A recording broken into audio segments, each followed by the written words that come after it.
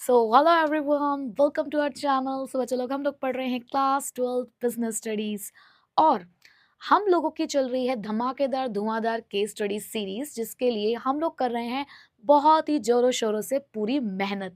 I hope कि first chapter की case study की वीडियो आप लोगों ने देख ली होगी और अच्छे से उन सभी केस स्टडीज को प्रैक्टिस किया होगा और मैम के कहने पर डेफिनेटली आपने कुछ और क्वेश्चंस की प्रैक्टिस भी की होगी।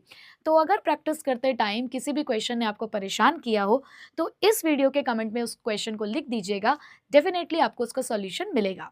चलिए, आज बारी है हमारे चैप्टर नंबर 2 की, which is principal of management. तो आज हम लोग केस स्टडीज के क्वेश्चंस करेंगे अपने चैप्टर नंबर 2 से। तो आई होप कि चैप्टर नंबर 2 का वन शॉट आप देख कर आए होगे, अच्छे से सारे कॉन्सेप्ट्स को पढ़ के आए होगे। तो चलो लगा दो फटाफट से अपनी अटेंडेंस और स्टार्ट करते हैं अपनी आज की केस स्टडीज। तो देखो बच्चों, पहली केस स्टडी बहुत ही प्यारी सी है। एक बातचीत चल रही है और देखते हैं जरा उस बातचीत के अंदर हमसे क्या पूछा जाता है। What is the principle of management indicated here? वो आपसे पूछना चाह रहे हैं कि कौन सा प्रिंसिपल है जो आपको इस कॉन्वर्जेशन में दिख रहा है। तो क्वेश्चन किसी भी तरीके से आ सकता है, आपके कॉन्सेप्ट्स बस क्लियर होने चाहिए। चलिए देखते हैं। So, read the following conversation. Abir, unemployed. Sir, I have an idea to cut down the cost of manufacturing. तो एक एम्प्लॉय कहता है कि सर, मेरे पास एक ऐसा आइडिया है जिससे कि हम लोग यहाँ पर मैन्युफैक्चरिंग की कॉस्ट को कम कर सकते हैं। Nitin, who is a production manager, जो कि एक प्रोडक्शन मैनेजर है, वो कहते हैं very good Abir, your suggestion is very good, I shall convey this to the top level management, keep it up. तो उसके जो मैनेजर थे उसने कहा कि बहुत अच्छी बात है, आपने बहुत अच्छा सजेशन दिया और आपके सजेशन को टॉप लेवल तक डेफिनेटली मैं पहुंचाऊंगा, एंड कीप इट अप, इसी तरीके से काम करते रहो। यानी कि उसने अपने उस एम्प्लॉय को पूरी तरीके से अप्रिशिएट किया, उसके सजेशन का वेलकम किया। अब अबीर कहता है thank you sir for encouraging me, I shall try to come up with more ideas for the betterment of the company. और उसने कहा कि आपका बहुत बहुत शुक्रिया सर, आपने मेरी इतनी तारीफ करी, मुझे इतना एनकरेज किया, अब मैं आगे भी इसी तरीके के आइडियाज लेकर आता रहूंगा अपनी कंपनी की भलाई के लिए। तो देखो ना, एक एम्प्लॉय ने सजेशन दिया, उसके सजेशन को सुना गया, समझा गया और उसको आगे तक ले जाया गया और उसको एनकरेज भी किया गया ताकि वो और भी ऐसे सजेशंस लेकर आगे आता रहे। तो बताओ ना, ऐसा कौन सा प्रिंसिपल था जिसके अंदर ये कहा गया है कि हम अपने एम्प्लॉयज के सजेशन को वेलकम करते हैं और अगर कोई अच्छा सजेशन होता है तो उसके लिए उनको प्रेज करते हैं, अप्रिशिएट करते हैं, रिवॉर्ड करते हैं। बताओ, आ गया ना याद? सबसे सिंपल प्रिंसिपल होता है और सबसे ज्यादा पूछे जाने वाला प्रिंसिपल होता है, विच इज इनिशिएटिव। तो मेरा काम है आपको आइडेंटिफाई करके प्रिंसिपल बताना, उसकी वन लाइन के डेफिनेशन बताने का काम आपका है। तो बता देना मुझे कि इनिशिएटिव की एक लाइन के डेफिनेशन क्या है। ठीक है, चलो, तो ये तो प्यारा सा क्वेश्चन था हमारा, फटाफट हो गया। आगे चलते हैं। लो जी, अब आया ना असली क्वेश्चन। देखो, अब क्वेश्चन क्या आया है, पहले हम लोग पढ़ लेते हैं कि क्वेश्चन को कैसे देखना है, किस पॉइंट ऑफ व्यू से हमें उसको देखना है, क्योंकि बहुत सारी चीजें हमारे पास चैप्टर में नीचे के क्वेश्चंस को देख के ही पता चलेगा कि ये पूरा पैराग्राफ किस चीज को इंडिकेट कर रहा है। ठीक है, सो पूछा जा रहा है identify and explain the administration principal.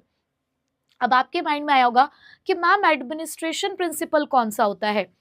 बच्चों, तुम लोगों को तो बहुत ज्यादा कॉन्सेप्ट क्लैरिटी है ना, तुम्हें पता है father of general administrative principle कौन है?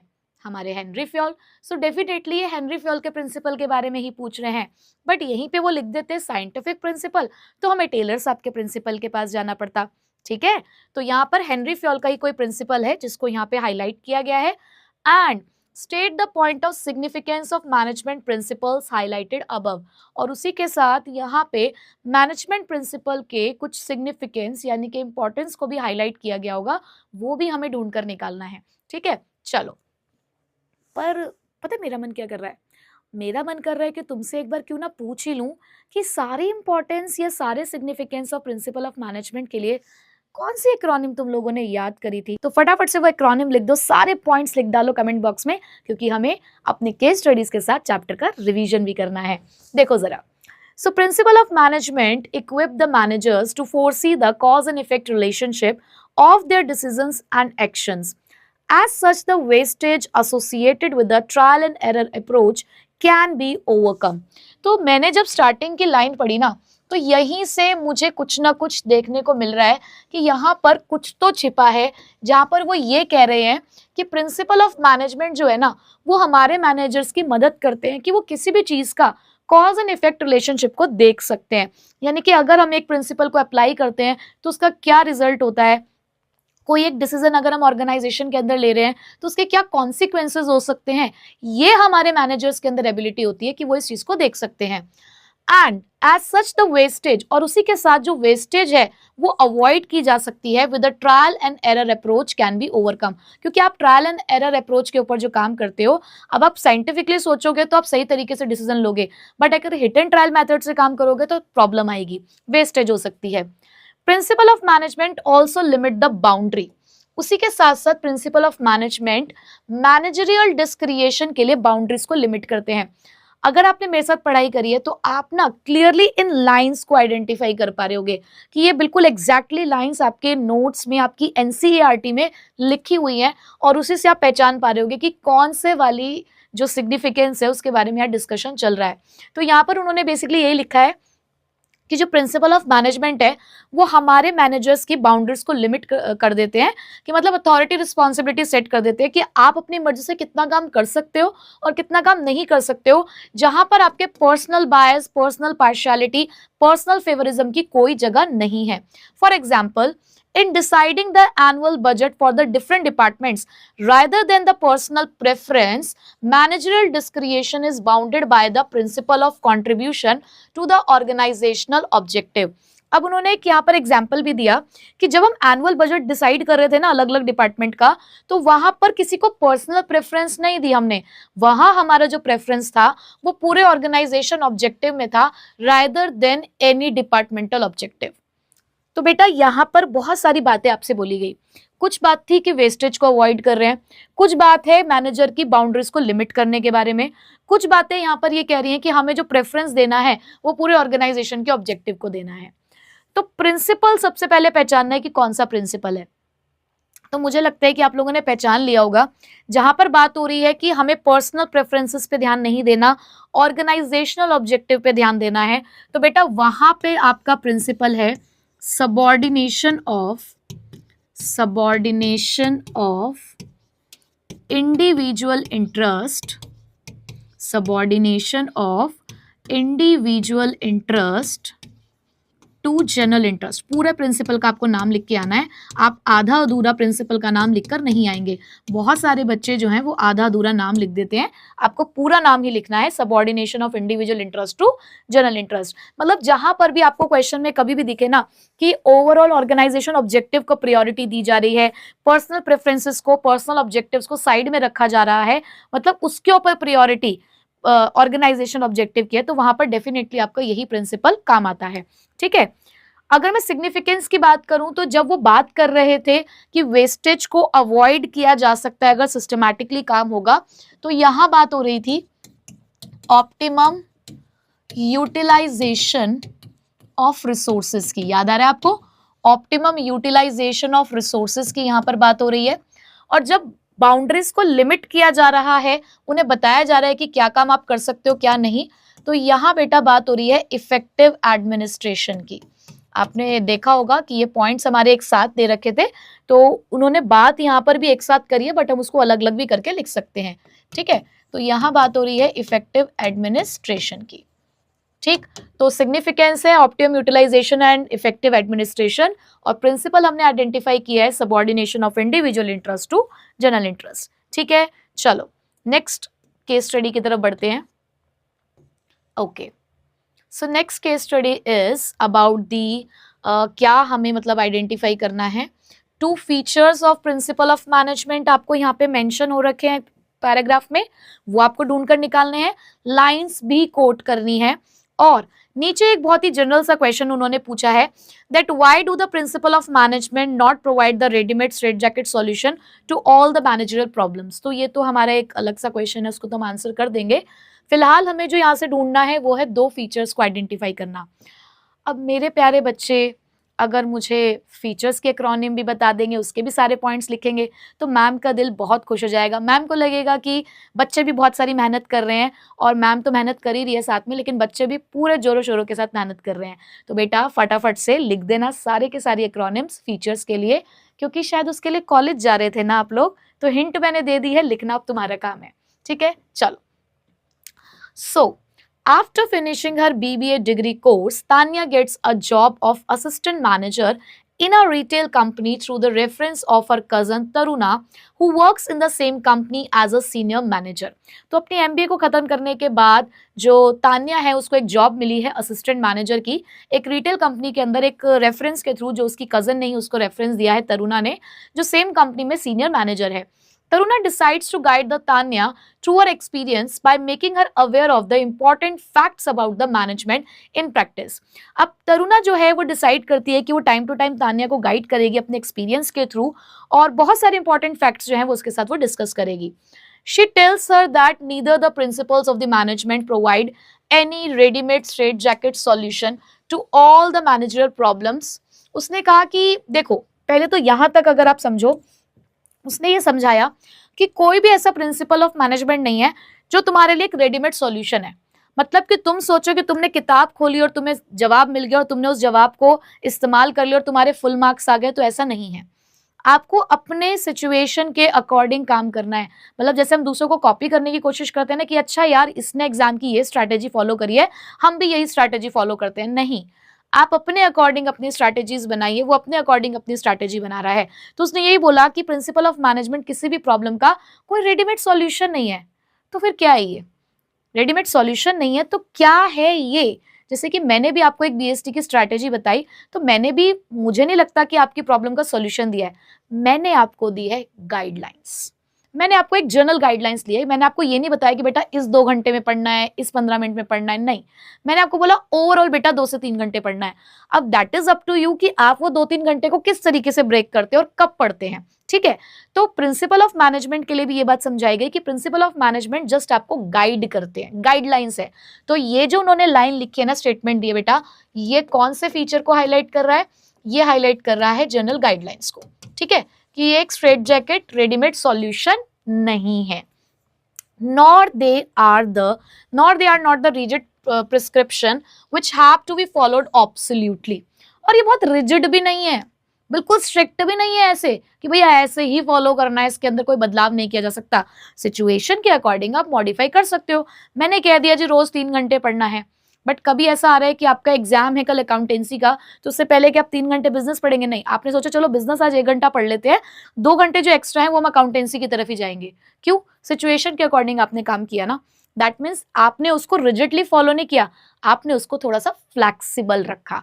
ठीक है बेटा, तो यहाँ जो ये रिजिड प्रिस्क्रिप्शन के बारे में बात हो रही है कि these are not the rigid prescription, तो यहाँ बात हो रही है फ्लेक्सिबल की, कि मैनेजमेंट प्रिंसिपल होते हैं फ्लेक्सिबल।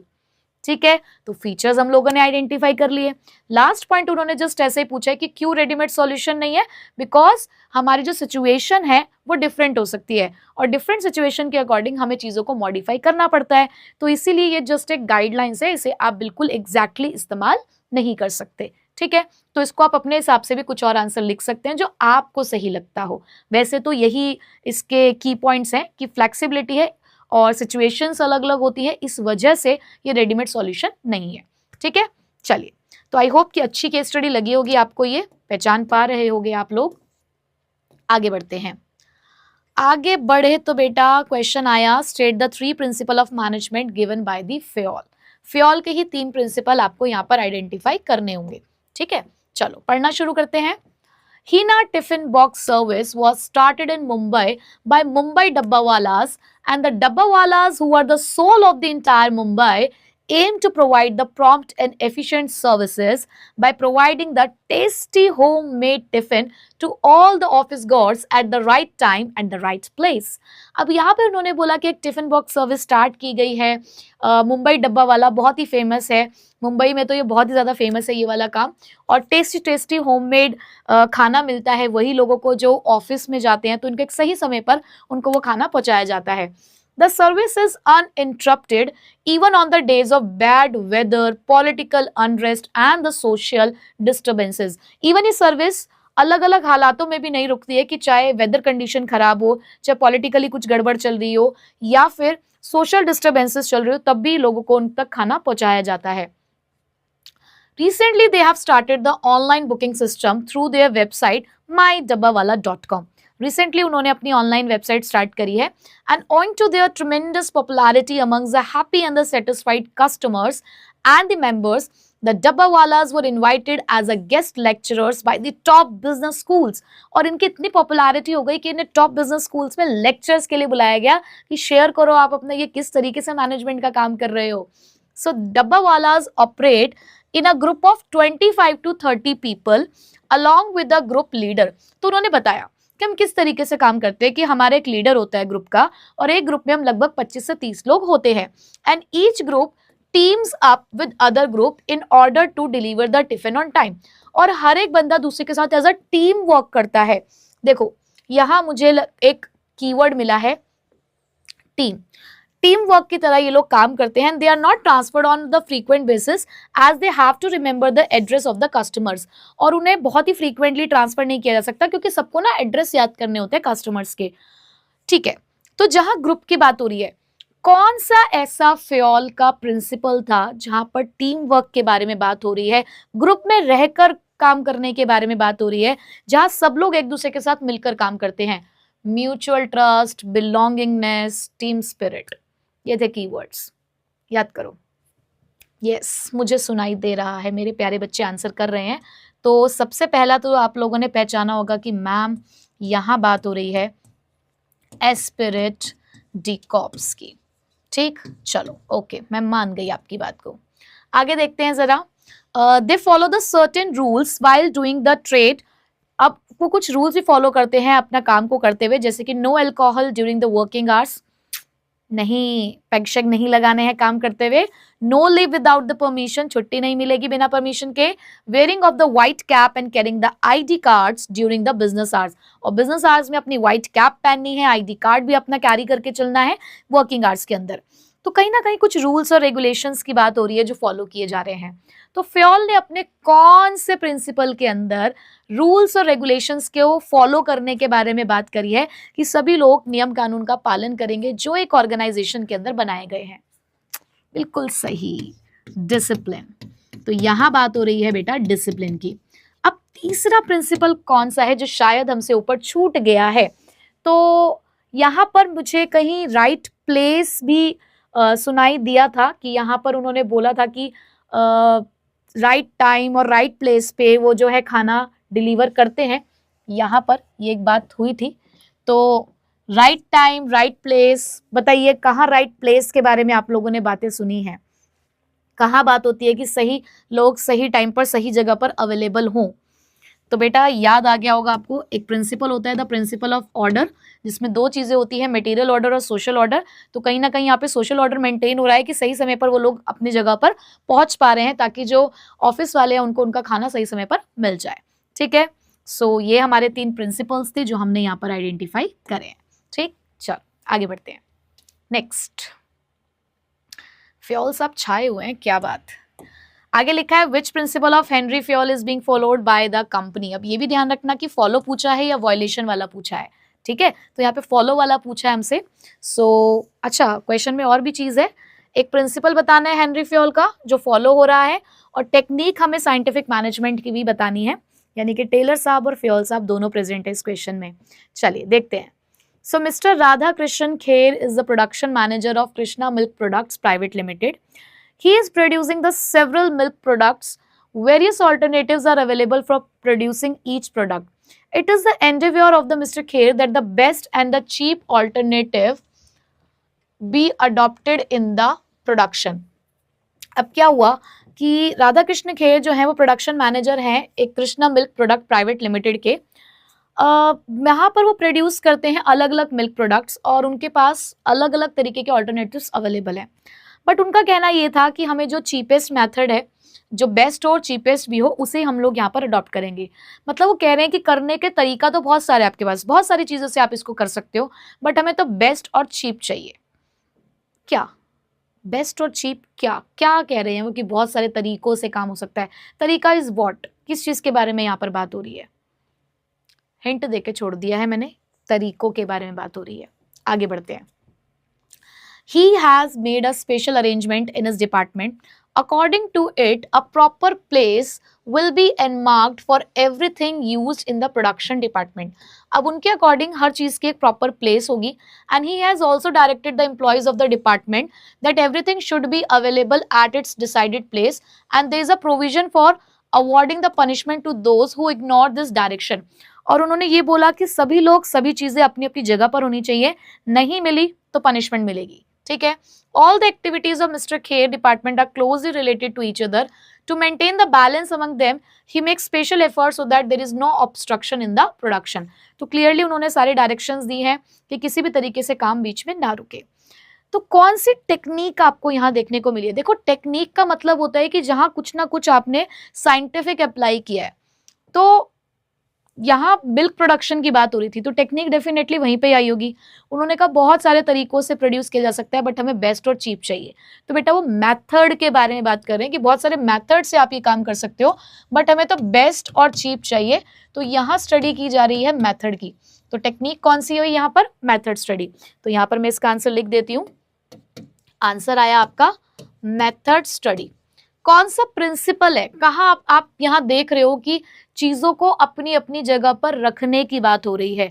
हर चीज, हर लोग अपनी अपनी जगह पर होने चाहिए। तो भी पीछे डिस्कस करके आए हम कि जगह वाली बात आ जाती है ऑर्डर वाले प्रिंसिपल में। ठीक है। तो यहाँ पर जो प्रिंसिपल फॉलो हो रहा है वो कौन सा है? Order principle. ठीक, चलो बढ़ते हैं आगे नेक्स्ट क्वेश्चन की तरफ। अब क्या पहचानना है भाई? लाइंस भी कोट करनी है पैराग्राफ में से, और आइडेंटिफाई भी करना है, एक्सप्लेन भी करना है। दो टेक्निक साइंटिफिक मैनेजमेंट की, साइंटिफिक मैनेजमेंट की दो टेक्निक्स हमें आइडेंटिफाई करनी है। तुमने अपनी मैम को एक्रोनिम नहीं बताई ना टेक्निक्स की अब तक साइंटिफिक मैनेजमेंट की, तो वीडियो को यहीं पे स्टॉप करो और टेक्निक की भी एक्रोनिम लिख दो फटाफट, याद आ जाएंगी तुम्हें कि टेक्निक्स कौन कौन सी होती हैं। ठीक है, चलो। सो scientific management means knowing exactly what you want man to do and seeing that they do it in the best and the cheapest way। मतलब ये वही है कि do whatever you want to do man but not trouble your माता और भारत माता। ये वही वाला डायलॉग है इनका कि साइंटिफिक मैनेजमेंट कहते हैं कि ये देखना कि एग्जैक्टली हम क्या चाहते हैं कि हमारे जो वर्कर्स हैं वो काम करें, और ये देखना कि वो उस चीज को अपने बेस्ट और चीपेस्ट वे में करे। ठीक है। So Taylor developed various techniques of this scientific management. तो टेलर ने बहुत सारी टेक्निक्स जो है यहाँ डेवलप करी and was able to achieve a 3-fold increase in productivity, और इसकी वजह से प्रोडक्टिविटी 3 गुना बढ़ी। और in the Bethlehem steel company, मतलब जिसके यहाँ जहाँ पर वो काम किया करते थे, one of the technique helps. अब एक टेक्निक के बारे में बात करनी उन्होंने शुरू कर दी है, helps to determine the number of workers to be employed, frame suitable incentive schemes and determine the labour cost. एक टेक्निक तो इस चीज को बताने में मदद करती है कितने लोगों को अपने यहाँ पर रखना है, क्या लेबर इंसेंटिव्स हम लोग यहाँ पर रखेंगे, और क्या कह सकते हो कि लेबर कॉस्ट आएगी। ये पता लगाने में हमारी कौन सी टेक्निक मदद करती है। इस टेक्निक को तो मैंने बहुत ही ज़्यादा फोकस करके पढ़ाया था कि इसको बहुत ध्यान रखना कि बच्चा हमेशा इसको गलत इंटरप्रेट करता है। कितने नंबर ऑफ वर्कर्स रखे जाएंगे ये कब पता चलेगा? जब हमें ये पता होगा किसी भी काम को करने के लिए कितना समय लगता है, कितने समय में काम कंप्लीट हो जाता है, उसी के हिसाब से डिसाइड होगा कि कितने वर्कर रखे जाएंगे। और जब ये पता चलेगा कि कितने वर्कर रखे जाएंगे तभी तो ये पता चलेगा कि उनकी कॉस्ट क्या आएगी। तो बेटा यहाँ जो पहली टेक्निक डिस्कस की जा रही है वो है टाइम स्टडी। ठीक है बेटा, तो टाइम स्टडी तो हमने पहली टेक्निक आइडेंटिफाई कर ली है। आगे देखते हैं अगला क्या कह रहे हैं वो। Another technique recognizes those workers who are able to accomplish exceed the fair day's work based on the premise that efficiency is the result of the joint efforts of the manager and the workers। अब दूसरी technique पे उन्होंने ये बोला कि जो workers अच्छा काम करेंगे, कहीं ना कहीं उनके जो फेयर डे वर्क है वो हम इंक्रीज कर देंगे। जो अच्छा काम करेंगे उनका जो डे वर्क है, फेयर डे वर्क है, वो जो मतलब उनकी वेजेस है वो उन्हें अच्छी मिलेगी अगर वो टारगेट अचीव कर लेते हैं तो। अब ऐसा कौन सी स्टडी में कहा गया था कि सबको अपने काम के हिसाब से पैसा मिलेगा, टारगेट अचीवमेंट के हिसाब से पैसा मिलेगा, जो जितना काम करेगा उसको उतना ही पैसा मिलेगा। ऐसा कौन सी टेक्निक में था? बोलो, क्या मैं लिख दूं? क्या तुम्हें याद आ गया है? चलो याद आ गया है तो मैच कर लो अपना answer, differential piece wage system. और डेफिनेशन सभी बच्चे लिखते चले जाएंगे हर केस स्टडी के साथ। हम जो भी आइडेंटिफाई कर रहे हैं, चाहे वो कोई प्रिंसिपल है, टेक्निक है, सिग्निफिकेंस है, फीचर है, सबकी डेफिनेशंस आप लोग कमेंट बॉक्स में लिखते जाइएगा, ताकि आपका एक रिवीजन होता रहे कि ठीक है आपको एक्सप्लेन करने के लिए भी आया तो आप फटाफट लिख देंगे। और बेटा जितनी बार लिखोगे ना, ऐसे तुम अपना अलग से बैठ के नहीं लिखते होगे, अब यहाँ पर समझ लो एक टेस्ट की तरह ही हो रहा है, जितनी बार लिखोगे उतनी बार तुमको वो चीज याद रहेगी, ठीक है, उतने ज्यादा टाइम तक याद रहेगी। तो लिखने में कंजूसी मत करना। चलो आगे बढ़ते हैं। नेक्स्ट क्वेश्चन काफी अच्छा खासा बड़ा क्वेश्चन है हमारा। लाइंस भी कोट करनी है, दो प्रिंसिपल भी आइडेंटिफाई करने हैं मैनेजमेंट के, और उनका मीनिंग भी देना है, ठीक है। चलो पढ़ना शुरू करते हैं जरा, क्या है क्वेश्चन। क्वेश्चन में है, Robert Medicine Limited was never given any importance to the suggestion of its employees. Every person holding the managerial position in the company considers himself wiser than the other. सब एक दूसरे को खिलाड़ी समझ रहे हैं, कोई एक दूसरे के सजेशन को यहाँ सुन नहीं रहा है। They neither help anybody nor get help from anybody. ना तो एक दूसरे की मदद करते हैं, ना किसी की मदद लेते हैं। बड़े ही यार ये तो एटीट्यूड वाले हैं। Last year, Mrs. Sonali Chauhan was appointed chief manager of the company against a vacant position. तो अब इनको सुधारने के लिए आ गई हैं सोनाली जी, जिनको as a chief manager appoint किया गया है। And she was an MBA from the IIM Lucknow. तो लखनऊ से MBA करके आई हैं, and also have a 5 year experience in the same post, 5 साल के एक्सपीरियंस के साथ। And immediately after taking charge she decided to deal with both the problems of the company. तो उन्होंने डिसाइड किया कि अब इस प्रॉब्लम का सोल्यूशन तो निकालना ही पड़ेगा। So she convened a meeting of all the employees and said that employees of all the levels are free to give their suggestion. तो पहली प्रॉब्लम तो यही थी ना कि लोग एक दूसरे के सजेशन को सुन ही नहीं रहे थे। तो उसने यही बोला कि चाहे आप मैनेजरल पोस्ट पे हैं, चाहे आप नॉन मैनेजरल पोस्ट पे हैं, सभी के सजेशंस का हम यहाँ पर वेलकम करते हैं। And the one who gives the best suggestion, और जो बेस्ट सजेशन देगा will be awarded a prize, उसको हम एक प्राइज देंगे। यानी कि अगर आपका सजेशन अच्छा लगता है तो हम आपको एक अपनी तरफ से रिवॉर्ड करेंगे। In addition she advise them to discard the ego and extend the help in each others work. और उन्होंने कहा कि अपने दिल से ये जो ईगो है, ईगो को हटा दो और एक्सटेंड करो, एक दूसरे की मदद करने की कोशिश करो। And we will have to give it the shape of a movement, और इसे हमें एक मूवमेंट का शेप देना होगा। And those who participate in this movement will be promoted at the earliest. और जो इस मूवमेंट में हमारी मदद करेगा उसको प्रमोशन मिलेगा जल्द से जल्द। सो This address had a positive effect on the employees. इसका हमारे employees पे positive effect पड़ा, and both the problems of the company disappeared very soon. और जो company की जो दोनों problem थी उसको solve भी कर दिया गया। तो basically यहाँ पर आपसे जो question पूछा जा रहा है वो ये है कि कौन से principle of management के बारे में यहाँ पर discussion हुआ है। तो I think जब suggestion वाली बात आ रही थी तो आपके सबके मन में वो प्रिंसिपल का आंसर आ गया होगा, क्योंकि पहला ही प्रिंसिपल हम लोगों ने वो आइडेंटिफाई किया था, जहां हमने समझ लिया था कि जब भी सजेशन के बारे में बात हो रही है तो कौन सा प्रिंसिपल आता है बेटा, तब आता है द प्रिंसिपल ऑफ इनिशिएटिव। ठीक है, इनिशिएटिव के अंदर ही हम लोग ये पढ़ते हैं, इनिशिएटिव के अंदर ही हम लोग ये पढ़ते हैं कि हम लोग सजेशंस को इनवाइट करते हैं। हम लोग कहते हैं कि अगर आपका अच्छा सजेशन होगा तो हम उसको रिवॉर्ड करेंगे। ठीक, ओके, ये बात तुम्हें समझ में आ गई। दूसरा प्रिंसिपल थोड़ा सा छुपा हुआ है अंदर, जो आपको फाइंड आउट करना है कि दूसरा कौन सा प्रिंसिपल है जो यहाँ पर हाईलाइट किया गया है। आई होप कि आप सभी को याद आ रहा है। कुछ साथ में मिलकर चलने के बारे में बात हो रही है, ईगो को साइड में रखने के बारे में बात हो रही है कि अपने अपने ईगो को आप लोग साइड में रख दो और एक दूसरे की मदद करो, एक दूसरे के साथ में आओ, इस चीज को एक मूवमेंट दो, मतलब मिलकर काम करो, एक टीम स्पिरिट के साथ काम करो। तो बेटा जब यहाँ पर वो कह रहे हैं टीम स्पिरिट के साथ काम करने के बारे में, तो यहाँ पर भी बात हो रही है एस्पिरिट डिकॉप्स की। ठीक है, एस्पिरिट डिकॉप्स की यहाँ पर बात हो रही है। ठीक है जी, तो आई होप कि यहाँ पर आपको समझ आ गया होगा कि कौन से दो प्रिंसिपल्स हैं जिनके बारे में यहाँ डिस्कशन चल रहा था। ठीक है, चलो आगे बढ़ते हैं अपनी आज की आखिरी केस स्टडी की तरफ। तो बेटा यहाँ आपको क्या पहचानना है, एक्सप्लेन करने हैं various principle of scientific management that Rajat plans to apply. जो वो प्लान कर रहा है अप्लाई करने के लिए, उसके बारे में बताना है। ठीक है, चलो तो पढ़ते हैं जरा क्वेश्चन क्या है, रजत जी क्या कह रहे हैं, जरा उनकी भी बात सुन ली जाए। कुछ अच्छा ही कह रहे होंगे। So Rajat is desires of setting up of a small factory to the manufacture the different kinds of eco-friendly packaging material. He proposes to adopt a logical approach to his business rather than hit and trial method, as he knows that this can result in a tremendous saving of human energy as well as wastage of time and material. तो यहीं से scientifically बात करनी उन्होंने शुरू कर दी है बेटा। यहाँ उन्होंने बोला है कि वो एक स्मॉल फैक्ट्री जो है वो सेटअप करना चाहते हैं different kinds of eco friendly packaging materials को यूज करके। और उन्होंने यहाँ पर एक लॉजिकल अप्रोच लगाई कि हिट एंड ट्रायल मेथड को अगर यूज करोगे तो wastage of time, money and effort होगा, बट साइंटिफिकली वर्क करोगे तो वो आपके एफर्ट, मनी और टाइम सबको सेव करेगा। ऐसा कौन सा टेलर का प्रिंसिपल था जिसके अंदर वो ये बात कहते थे कि हिट एंड ट्रायल मेथड को यहाँ पर आपको नहीं यूज करना है, साइंटिफिकली सोचो, आपको यहाँ पर आपकी ट्रेमेंडस saving of time, money and effort होगा। कहाँ बोलते थे इस चीज के बारे में कि साइंटिफिकली सोचना है? तो साइंटिफिकली तो साइंस से रिलेटेड ही होगा ना। तो हमारे उस प्रिंसिपल का नाम था science not rule of thumb. Science not rule of thumb, ठीक है। तो एक प्रिंसिपल तो आइडेंटिफाई कर लिया।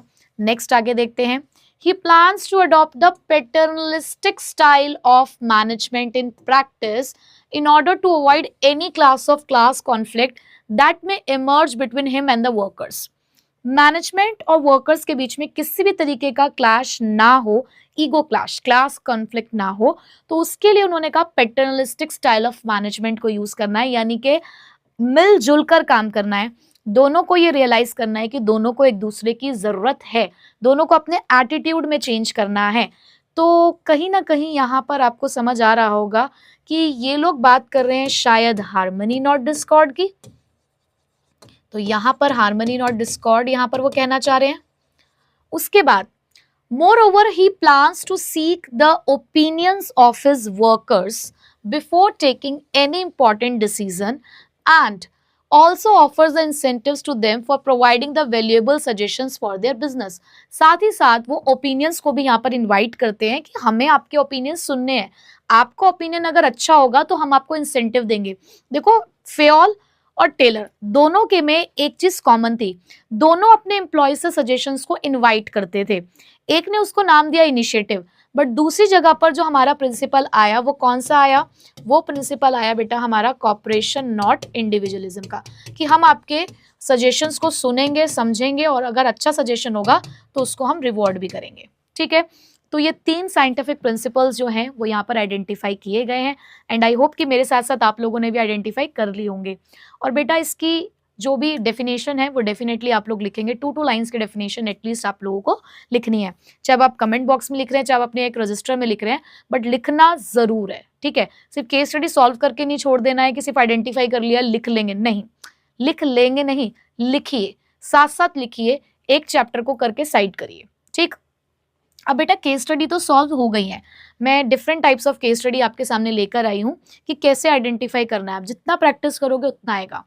बहुत सारे बच्चों के माइंड में हो सकता है इस टाइम पे भी कंफ्यूजन होगा कि मैम नहीं, हम नहीं पहचान पा रहे हैं कि कौन सा टॉपिक है।